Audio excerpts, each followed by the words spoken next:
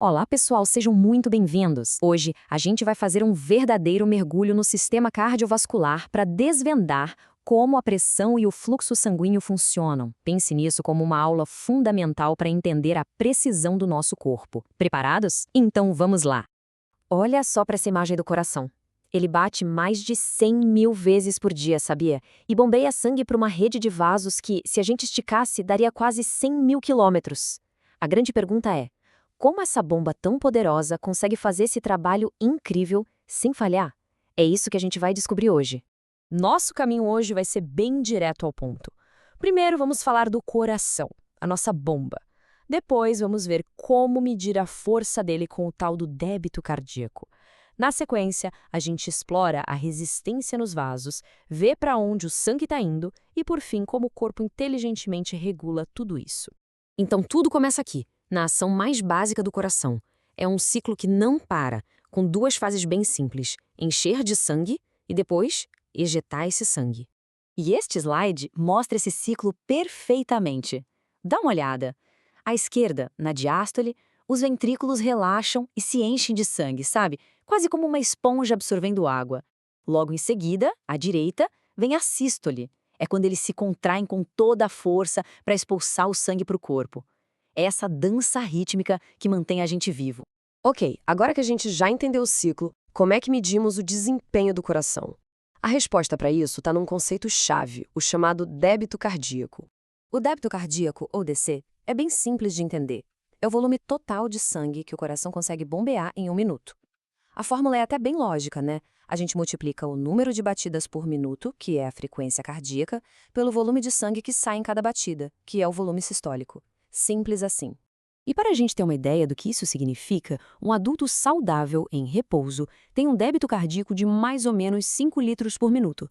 Isso quer dizer que todo o volume de sangue do nosso corpo circula por completo em apenas um minuto. É impressionante, não é?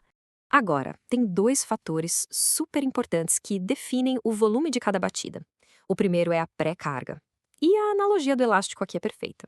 Pensa num elástico. Quanto mais você estica, mais forte é o peteleco depois. Com o coração é igual.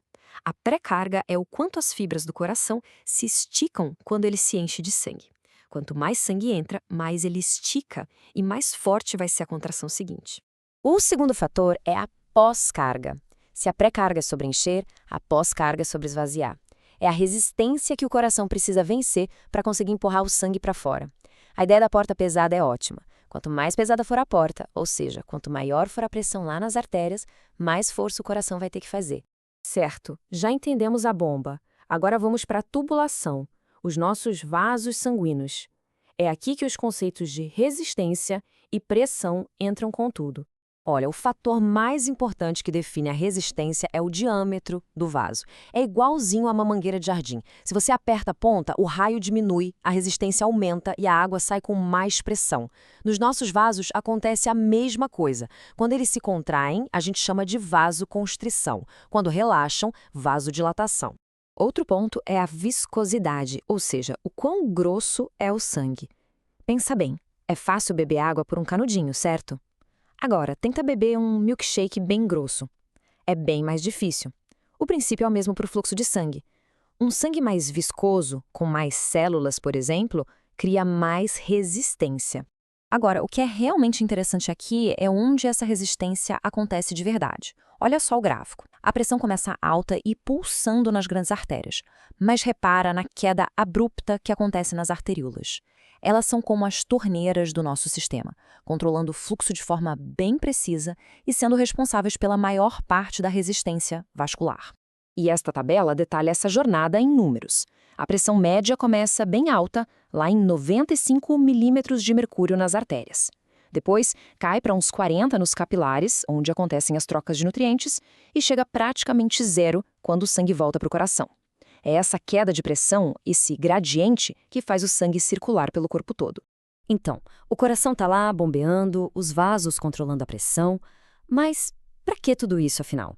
O objetivo final é entregar oxigênio e nutrientes.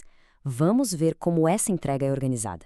Em repouso, nosso corpo é muito inteligente na hora de distribuir o sangue.